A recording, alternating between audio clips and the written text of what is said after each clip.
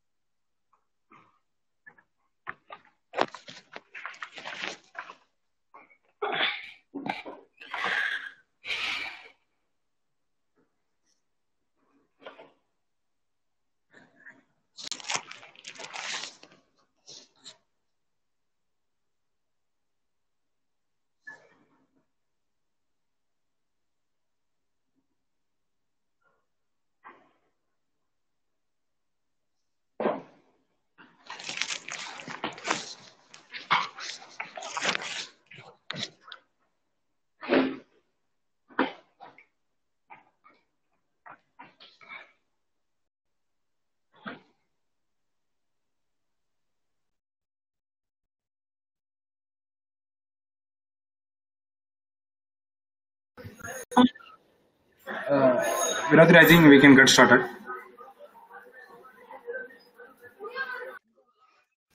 Okay, Nisar.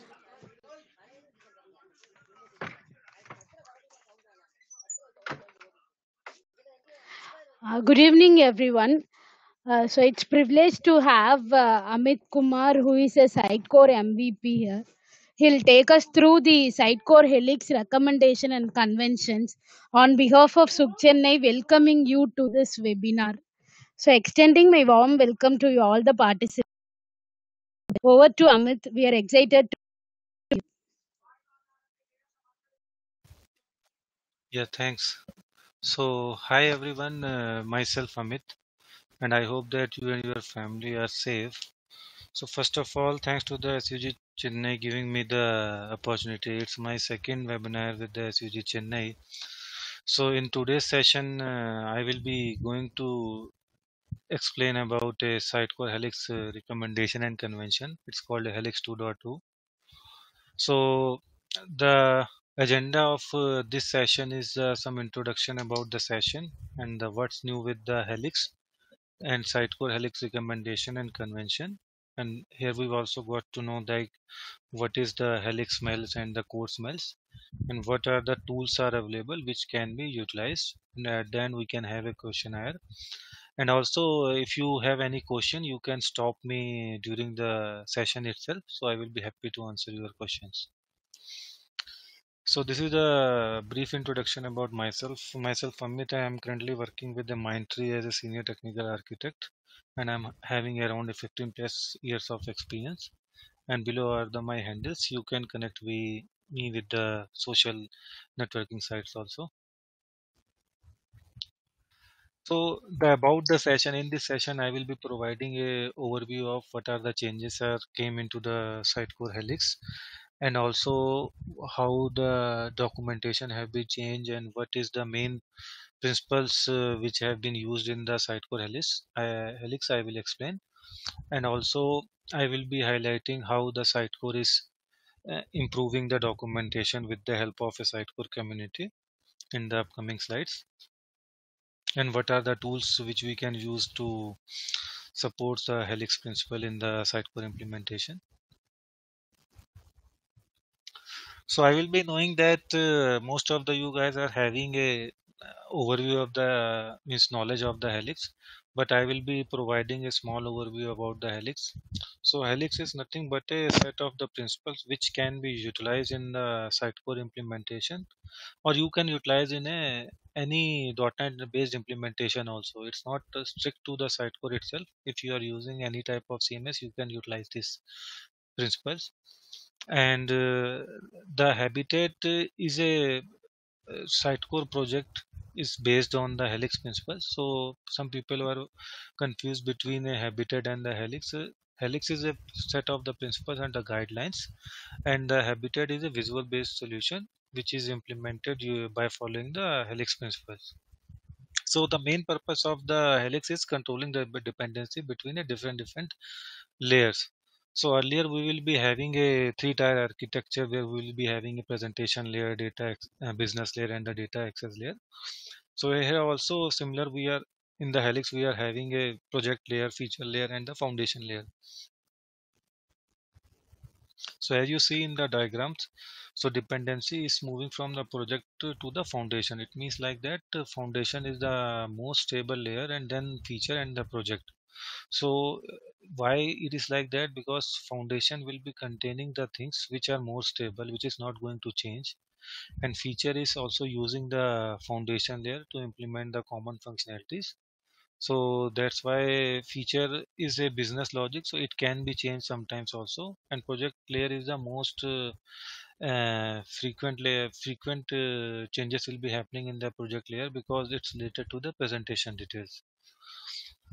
So here are the small details about the each and every layer. So the project layer will be representing the end user interaction where you will be creating a page types or the layouts or a styling of that, and the feature layer is generally responsible for serving the one type of business use case, so that you can fulfill the client's requirement in terms of implementing a dynamic components. And the lowest layer is the foundation layer because the changes will never occur, or the mostly it's very rare to implement the changes in the foundation. That's why the things are present in the foundation layer. If you are having any third party implementation which is going to more frequently change, and many components are dependent on that, so it's not good practice to move that into the foundation layer. It's best to tightly coupled with the feature layer only, so that if there are any changes is happening in that particular code base, so it is not going to affect the other modules or the other layers. Any question till this slide?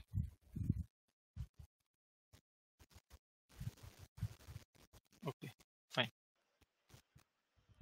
So this is the, if you are earlier working in the ASP.NET MVC, so generally project layer will be representing a presentation layer, and the feature will be the business logic you will be writing it. And the third layer is the data access layer. You can say that if you are trying to access any API or a third party services which is being consumed by the many features, like suppose if you are having any IAM system, right, which needs to be utilized in terms of the user profile by more than one features, then you can place that into the foundation layer. So it's just a my representation, so it will be easy to understand how it will be mapping with the earlier implementation of the ASP.NET MVC. So what's new in the Helix? So every year Sitecore is conducting a survey. Last year also there was one survey conducted by the Sitecore, and they have gathered that particular survey, and they have analyzed the inputs, and on the basis of that they have done changes. So in those cases, Sitecore is collecting a developer experience survey. Also, they are taking the interview of the partners who are closely working with the Sitecore. and they are also taking the input from the Slack channel, and also some inputs they are taking from the Twitter handle also, if there are any changes is required in the Helix principle, which is defined by the Sitecore product team. And all the inputs are collectively reviewed by the Sitecore product team. And you can see that you can also there is a GitHub repository for the Helix documentation also. And there you can raise a request for the comment if there is any issue in the existing documentation, and it will be reviewed by the Sitecore team. And these are the last year survey responses, which will be reflecting that most of the people, 60% or 55% people are using the Helix in their project, and some are also using some part of the Helix principles. So this will be giving the idea about how the industry or the Sitecore projects are moving towards the Helix. And this is the developer satisfaction survey versus the use of the Helix. And there are the lots of changes done in the Helix documentation last year in the November 2019. And these are the changes which are done in the, that's why it is called a Helix, Sitecore Helix documentation 2.0, because these many changes are done. So there are the some Sitecore, earlier the Sitecore commerce related principles was not there. So they have added a guidance and solution architecture of the Sitecore commerce based project also. And they have rewrote and restructured the introduction session means section also. And the appendix also have been updated. And they have also introduced some type of project architecture. Suppose if we are thinking that if we are working on the Helix, then we need to create a many Visual Studio solution, which at the end will increase the build time. To avoid that, they have published the guidelines also how you can utilize the create a logical boundaries for your solution without creating so many features, and it can be fulfilled by using the FX components. And this is the introduction section. They have changed it, so they have highlighted the things which are more important. So in terms of that, Sitecore is a collection of recommended practice and convention for the solution architecture of Sitecore product implementation. So it's a recommendation only. So it's not a hard and fast rule. If you are writing any Sitecore solution, you have to implement the Helix principle. But it's good to have things, because if you will utilize the Helix principles, I'm requesting the person who are not talking, can be please on mute.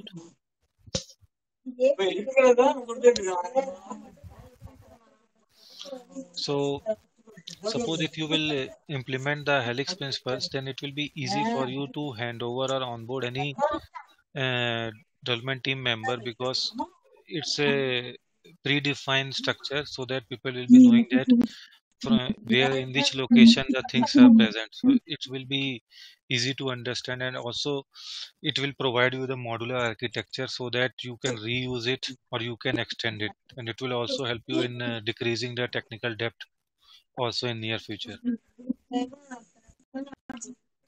And also they have more emphasis on the principles of package design, which is means defined by the Uncle Bob. So I will be explaining what are the things are present in the principle of package design, and the Sitecore Helix principle is totally based upon this principle of package design. This I have already explained. What are the things are added for the Sitecore Experience Commerce. And I was talking about the alternate visual solution structure. In those cases, you do not need to physically create the solutions for each and every feature or the project solution. So you can create the logical boundaries also in your Visual Studio solution structure and implement the Helix principles also.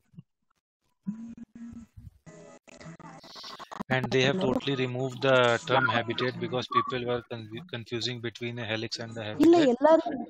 So now they are having a new GitHub site where they have explained the Helix example also, and you can utilize this ಎಲ್ಲರಿಗೂ as a greenfield project also if you are starting from scratch. And they are still working on the many other feature or the utilities which are under construction, and it is going to release in the 2020. okay. And now I will be moving to the Helix recommendation and convention and the Helix smells. So I was explaining like that the Sitecore is based on the principle of package solutions. So they are the two parts of that solution. The one is the principle of package cohesion, and it contains three principles. So it will mainly explaining that which things go together in the Sitecore solution. So the first part is the reuse release equivalency principles. It means suppose if you are having a different type of navigation, so you do not need to create each and every solution for each and every things which you are creating or implementing, right? So you can club together because at the end they are serving the same purpose. So in those cases you need to club together which are same. So that's why you can include a main navigation, footer navigation, fat footer or bed comes in the same because all are serving the same purpose. The other is the common reuse principles. Classes that are not bound to each other with class relationship should not be in the same package. It means like that. Suppose if you are creating any feature in your application, right? So it involves things like that. Suppose if you are creating a login feature, right? And or a article feature, in those cases article is having a article listing also, article details also, right? And generally we will be creating a pages for that, and for that first we will create a base template. Generally suppose the things are common, then we will be creating a feature template underscore type of things, which we generally give the naming convention, which will be containing some of the data sources which is required for the login, suppose a login or the article component. But at the end if you are creating any page for that item, right? Page is nothing but a presentation layer or the project layer, right? So in those cases you do not need to club that things with the feature. It needs to be present in the project layer. So that's why we need to move the things which are not specific to that particular layer into the different layer. That's why the things which are common or the part of the same layer needs to be clubbed together. The third is the common closure principles. Suppose in earlier you have clubbed together the navigation into a one component, right? So it is serving as a solid principle also because you are not going to touch or anything to the different modules. If any new functionality in near future going to introduce, then you just need to touch this particular module, and you need to test only this particular module, and you do not need to touch any other module or any other part of your solution. So in those cases every time if you are writing or implementing anything, you need to take care like that, and the things which are serving the same purpose needs to be residing in the same layer and the same module, so that if any changes or the enhancement needs to be implemented, it is not going to affect the other modules. So these are the three principles, the part of the principle of package cohesion. So now we are moving to the rest of the three rules which comes under the principle of package coupling. It means which are the things will be packaged together. So the first part is the acyclic dependency principle. So while you are creating any module, so feature or anything in your solution, right? So things should not be depend upon each other. So I try to explain like that. If you are having a products page which is having a offers, right? And the offers is having articles also, and articles is being used in the product. So it is trying to create a cyclic dependency or the circular reference. So you need to avoid those things. Once you are developing a Visual Studio solution, so Visual Studio solution will not allow you to add a reference or need to create it will not allow you to create a circular references, right?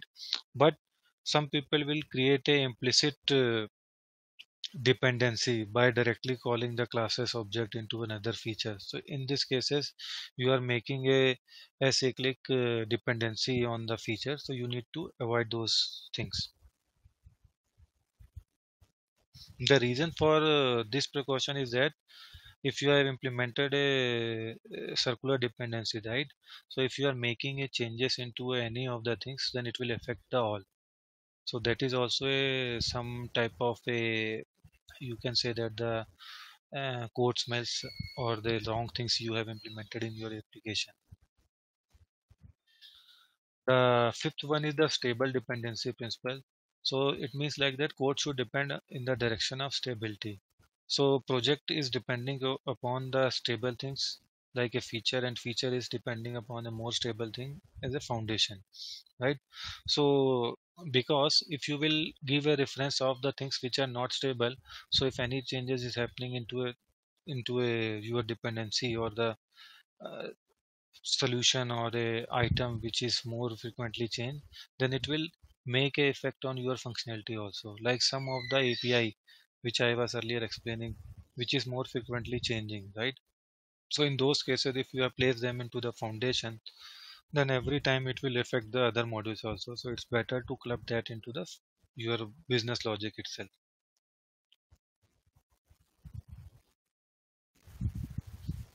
And the last one is the stable abstraction principle. A package should be as abstract as it is stable. So, so for example, if you are having a any module or the feature, right, in which move module into a foundation, if it's so it means like that the things which I earlier explained, right, these both are connected with each other. So it means like that it is an open close principle. So suppose if you need to do any changes in the profile in near future, right? So and the news is also dependent on that, and comments is also depending upon that, right? So in those cases you need to take a some part of the profile code which is not going to change, and rest of the things you need to move to the comments and the feature module which is you are expecting that it is going to change. So only the sorry, the stable things only needs to be present in the foundation, otherwise it needs to be tightly coupled with the feature. So the thumb rule here is by seeing the all the six principle is like that. So you need to create a boundary of your module or your feature or the foundation project, so that it is not going to affect the any of the layered item in your Visual Studio solution as well as the CMS. Any questions till this slide?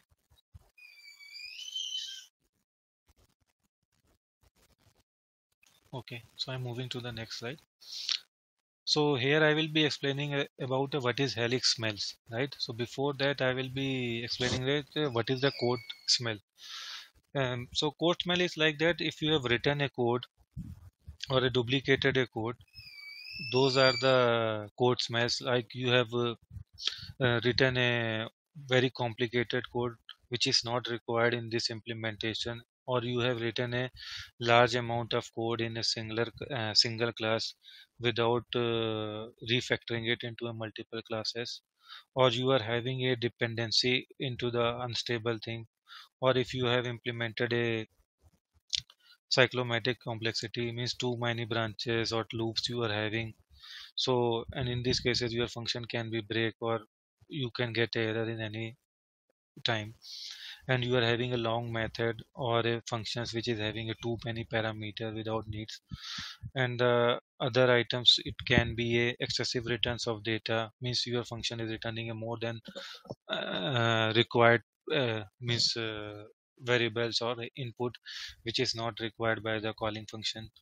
And other thing is that excessively long line of code, if you are written a very big code which can be utilized with the help of a link queue or something, or you have added a unwanted logging into your solution. So those are the other items which can convert towards a code smells. So now what is the helix smells? If you have used the Sitecore helix solution as a US starter kit, those are also called come as a helix smells. And also you have used the unwanted code or a redundant code in your solution, and your module identification is not correct, and no proper refactoring. So those things are coming under a helix smells.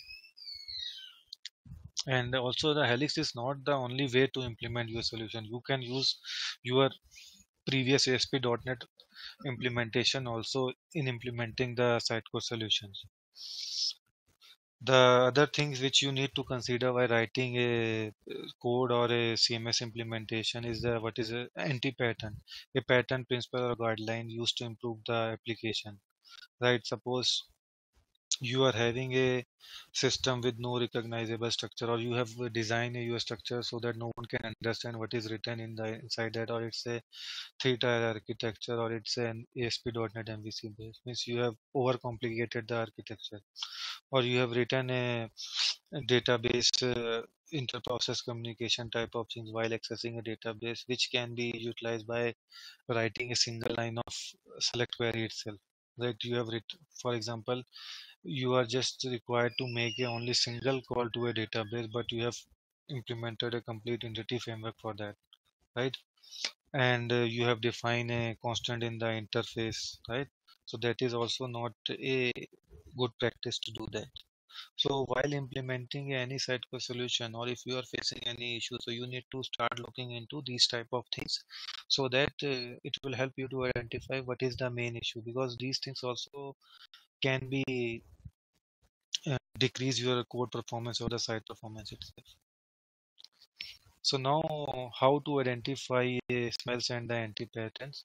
So one thing is coming is the habitat cargo card. Why it is called like that? Because habitat solution is a very big solution, right? It is having, I think, more than 10 or 10 plus 15 plus solutions.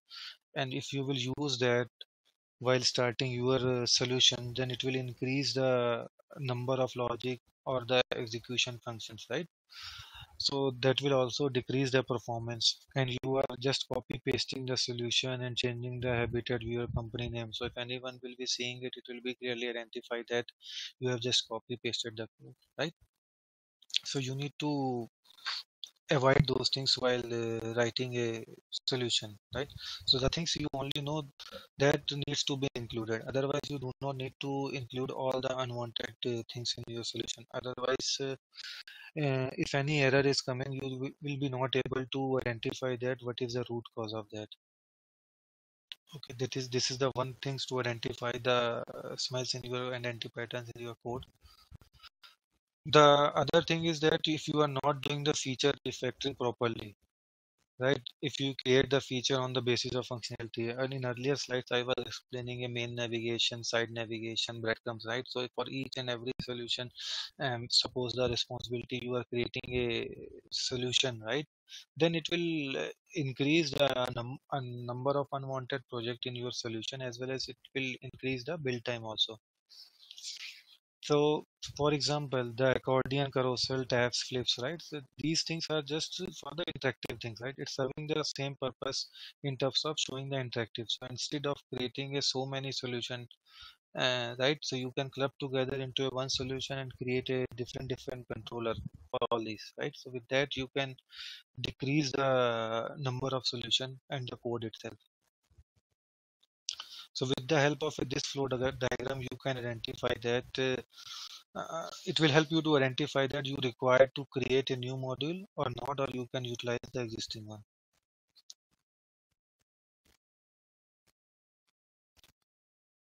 Other is a fat foundation and a fat project. So if you have written a large amount of code into a one foundation solution, suppose generally people will be writing a utility, right? Earlier we need to write a utility. So utility will be serving a more than one purpose, right? And having a large amount of code. So you do not need to write a solution or a module which will be serving more than one responsibility. And if you are having an unstable module, for example, if statements is currently dealing with the one condition, and earlier it will, and the next it will be coming with a new if condition, right? So you will add it again a new condition, then you are changing your foundation module, right? Because foundation module needs to be stable, it do not need to be frequently changed, right? So in those cases you need to rely on the interfaces so that you can extend that, and you do not need to write unstable code also. So write this quote and policy, right?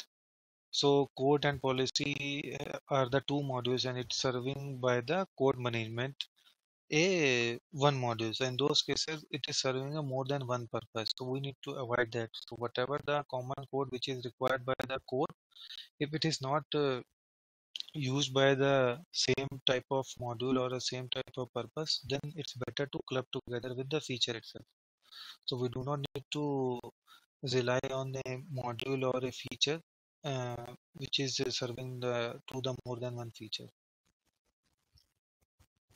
So with the help of this flow diagram, you can identify that you need to write a separate foundation layer, or you can club together with the same feature.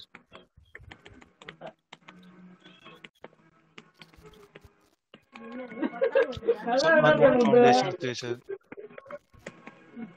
So it means like that, suppose if you are having a code which is accessing a database layer or something, right? So it's not like that. For the things which are connecting with the database or a stable thing, you will move that into a foundation layer. So currently product details is accessing only the product details foundation module, right? So it means both are one to one. So in those cases, you do not need to create a foundation layer. You can tightly couple that with the product details, because other feature or the business logic is not dependent upon that. So these are the common scenario which is used by the developer while writing the code. So they are unnecessarily creating a module or refactoring it, which is not required. And also, if you will create a very big solution, right, which is having a more than 10 or 15 or a 20 solutions, right, so it will increase your build time also, right? So in those cases, you have to avoid those things. With the help of the things which I have earlier explained, it will help you to decrease the number of solutions so that you can decrease the build time in the large solutions. And you can utilize the gulp task or a Sitecore Helix publishing pipeline also to make your build process more faster. And you need to consider, these are the some things, some are the items which you can consider while writing. Suppose if you have written a solution, so it's not like that once you have written, its purpose is solved, right? So you also require a refactoring in near future. For example, if you have written a one login screen or a one form, right? Suppose you have written a code management type of things for a life insurance, right? So when that particular requirement was there, so you have written the feature on the basis of that. But for example, if your client is going to start a health insurance or a motor insurance, right? So in those cases, some part of your life insurance can be reused, right? So in those cases, it's not necessary to replicate the code and change the module name. So in those cases, you can refactor that and you can move some part of that code into a base template or a foundation layer, and you can write a utilize the same feature module to introduce a new functionality for your client business, right? So it's a evolving process. It's not like that once you have done it, it's closed. And use the principles and the guidelines which are defined in terms of the what are the things can go together and how they can be packaged. So it will be helpful for you. Once you have written the code, it's better to review it, so you will be able to find some of the loopholes which you have not considered earlier or you forget to consider. And it's not mandatory to follow the Helix guidelines, but if you are following any type of solid principles, so it will be also helpful to implement a modular implementation in your use cases or a Visual Studio solution. And now I'm moving to the tools which you can utilize it. So the tools which are available, like a Sitecore TDS, which is also providing you a helping you to identify that the code which you have written are Helix compliance or not. And also which I was talking about FX Corp rules, right? So if you are not writing a solution with the help of by following a Helix principles, you can use this FX Corp rule to make a logical boundaries of that. And also in your existing helix solution also you can run these rules to identify that your solution is helix compliant or not. Other which I was telling that helix publishing pipeline, it is created by one of the Sitecore community member. It's a very good tool which is using the MX build to build your solution very fast. It will be helpful to in a CI/CD deployment also. And you can use the cake task also for a CI/CD, which can be installed via Node.js or the cake task runner. So these things are helpful in your Sitecore Helix solution build. And the Sitecore install framework also you can utilize it to build the solution. And or you can just use the gulp task which earlier was coming with the Habitat solution. And also this is the Visual Studio template is there, add-on extension is there, which can be useful to create a helix based solution. Suppose if you are creating a new module or something, then it will help you to create a required structure in your solution, so you do not need to manually create a project solution for that. And Yemen based project scaffolding also you can use that. It can be utilized via npm, which will create a this project solution for you, but it will be working with the help of a npm only. And they have created a greenfield solution which you can utilize this as a your starter kit, which is having a less solution or a functionality as compared to real Habitat solution. So that's why they have called it as a helix base. And I have also created a one SQL scripts, right, which can be utilized by any project. Suppose if you have created a template, right, which are having a common fields, but and many persons are coming in a project, right, so everyone will be creating their own template, but at the end you will find that you are having many redundant fields. So for example, if you are having article functionality, blog functionality, or you need to showcase the policy details, so everyone will be having a title, description, image, short description like that, right? So these can be clubbed together and moved to a foundation. But if someone is not reviewing it, then you will be finding a redundant fields in the template. So with the help of a this script, so you can run against the master DB, and it will give you the list of the items which are redundant in a particular template. So you can go through a that output and you can define a base template on that. Hello, sir. Hello, Amit, sir. Yes, sir. Tell me. So actually, I just want to know which like configuration file will it is like whenever we building the solution, it automatically publish all and all config files. Yeah, see, so in those cases, in the Habitat solution, right? So there the gulp files are there, right? So one gulp file will be pushing the configuration file. There is a one main task, build task is there, which will be internally calling a many gulp tasks, sub gulp task. So first it will be building your solution, right, with the help of Yes. Visual Studio solution. Then it will be building a each and every layer of the solution also internally, so that if there is any dependencies there, then there is a configuration task is there also, and configuration task is also there. So what it will do, it will go to your each and every solution and it will look for a star.config file, because all the solution are pre-configured. Every solution will be present inside the code, right? So if you will open that particular configuration file, you will find that it will be accessing a config file via that path only, right? So you have to check that particular file. And for view also, there is a specific file is there which will collect all the views into one folder, and it will dump into the ASP.NET publishing profile which you have created in your solution.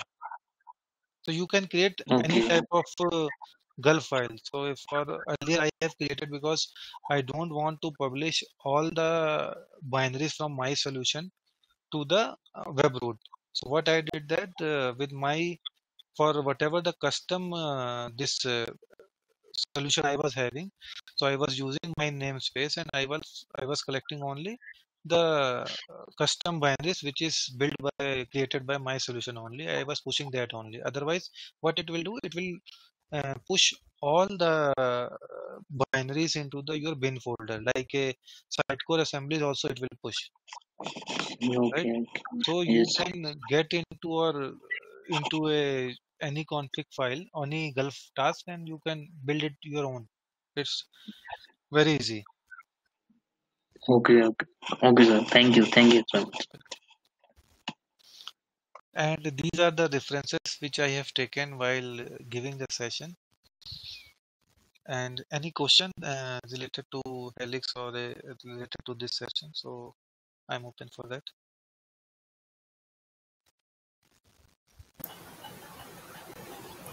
Hey Amit, so just one question. While during your session you have said that in the Helix 2 there is some feature like if we have multi-site, then we have, let's say, two solutions, then we can merge them. So there was a thing that you have mentioned something like this. So can you just elaborate that feature, that Yes, sure. what is that actually? Wait a minute. Okay, I think this was there. Yes, I believe. Yeah. So the example which I'm giving here, the purpose of this. So suppose this is the simplest example which I think you will be also able to understand. Suppose you are received any business requirement, right? So this is the simplest. I will giving you the insurance domain related. It will be also, you will be easily able to identify that.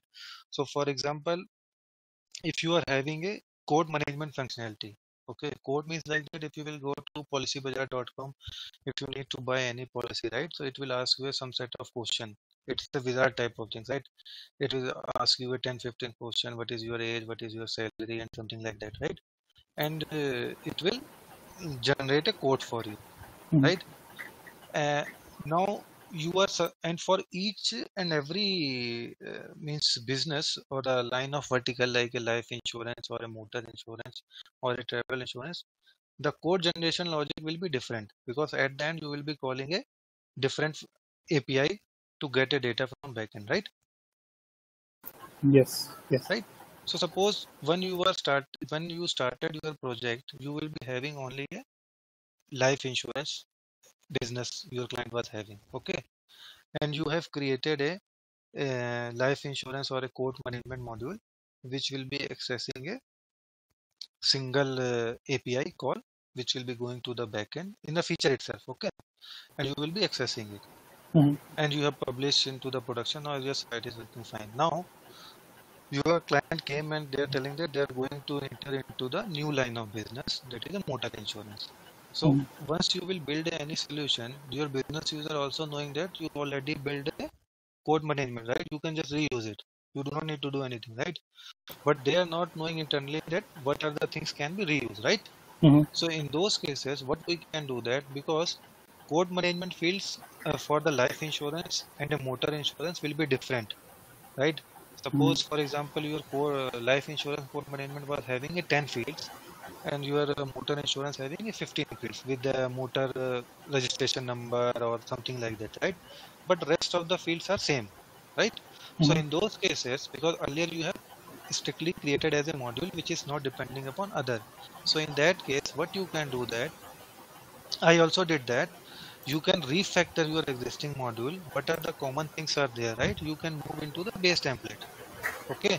Yes. And what are the things which is depending upon a API call, because at the end when you are calling any API or a third party system, they are having a single point of contact, right? And you will be calling a different functions, like a get motor code or a get life code, right? But at the end your way of calling will be same, correct?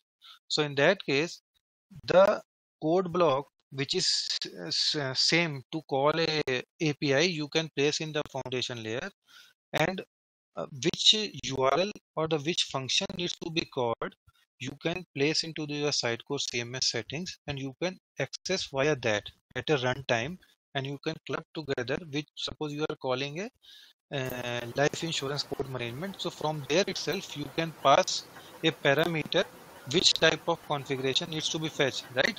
So Mhm. while building a complete URL into your foundation layer, you are having a base API URL also, and you are having your feature specific API function call also. So it will club or concatenate the URL, and the required parameter will be, it will, because you have created that T type of a collection, right? So it will be a generic only, and it will you can pass that T object into your HTTP request which you are making from the foundation to get a result. So with that way you can refactor it. Oh, okay, yeah, got the idea. Right? Yes. So just one last question from my side. Sure. So actually, I mean, as a part of development, we have two websites which are residing in from the CMS perspective in the same instance. But from the Visual Studio side, we have two different Visual Studio solution. Let's say for site A, Why? different Visual Studio solution is there, and for, I mean, they are from legacy. Okay, fine. Yeah, but later we identified that there are few components which are common, just like the menu, footer, breadcrumb. Correct. So now the client is thinking to merge those Visual Studio solution. So as a Helix perspective, is this good way to merge the different Visual solution into one? Yes, see, first of all, you need to create the list of the inventory, right? Suppose you already explained that you are having a header footer, right? Suppose the example which I gave you, right? So if it is for the same client, right? So maybe there are some functionality which are replicated in the both the side or some part of that, right? So what you can do that you can start with the one side, okay? Because you cannot down any of the side, right? So you can start with the small things like a header and footer, and then the navigation, or you will find that because in every side you will be having a header, footer, you will be having a carousel, you will be having a hero image, you will be having a product listing, item listing, something like that. It will be common across in any, right? But at the end, the maybe the data source which is calling a actual data will be different, right? So in those Yes. cases, you need to identify that which are the things or the modules which are present in site A and site B solution can be clubbed together. Then you can decide it which is the most easiest things to start with, right? Then only you can push a phase wise to in both the site and remove the existing thing. Like that you can proceed. Otherwise, you need to make both sides down, and if you will start from a bigger point of view. Why Yes. it is good? Because the management of the code will be easy in the later stage. Nowadays, you need to maintain a two code repository, right?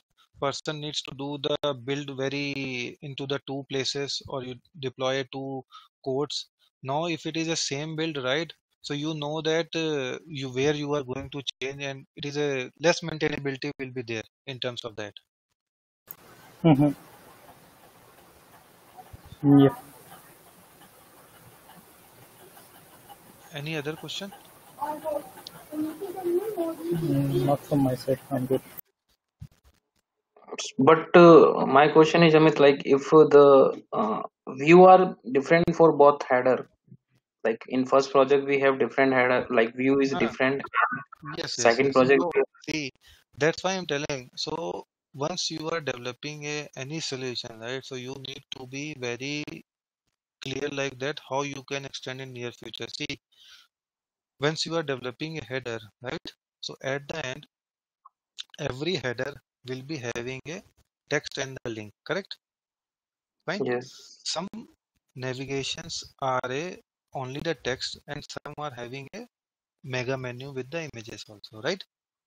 yes, Mega menu means like that. Suppose this is one item. Once you will click on that, it will open a sub item, and the right hand side image will be there, right? Like that. So in those cases, you do not need to create a different feature for that. Because why I am telling that, what I am doing it, I will be creating a one rendering parameter for my components where I will be defining a default path for that feature.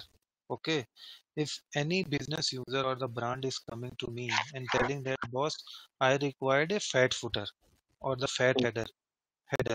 So in those cases, I will not go and change my main navigation CSTML file.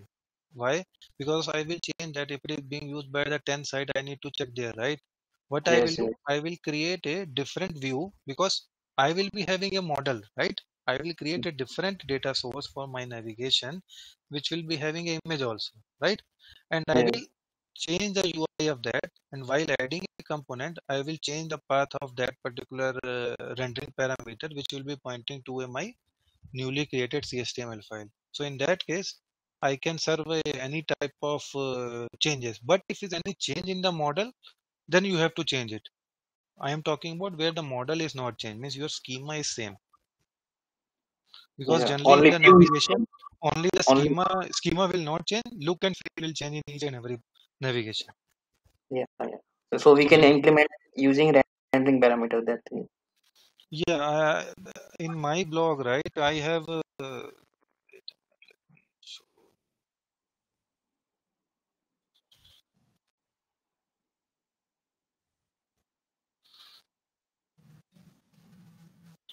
written a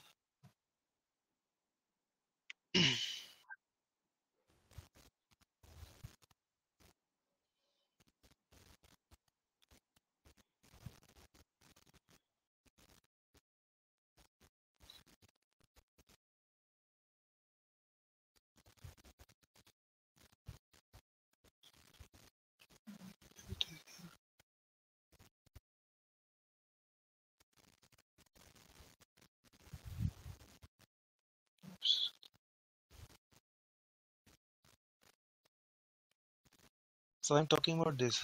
Suppose you are having a one variant, right? This is the Yeah. second variant, and this is the third variant, right?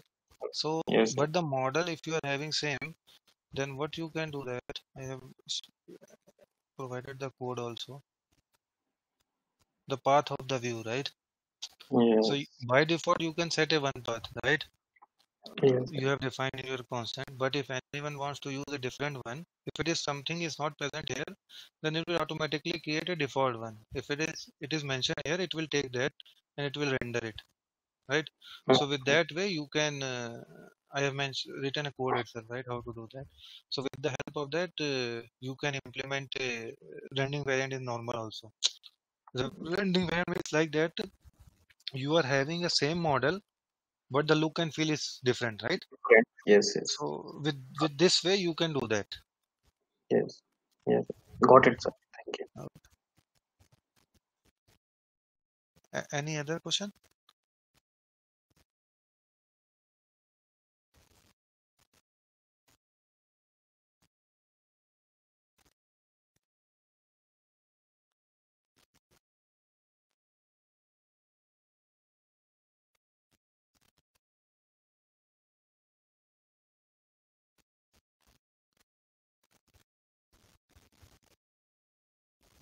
Vinizar, if there is no question, then we can wrap up this session. Any question, guys? So I think no, Amit. So thank you, Amit, for your time. So it's Yeah, thanks a a lot, nice Vinizar. session. Thanks. Thank you. Bye. Have a nice day. Thanks for the Thanks, session. Amit, for the wonderful session. Yeah. Thanks a lot. Bye.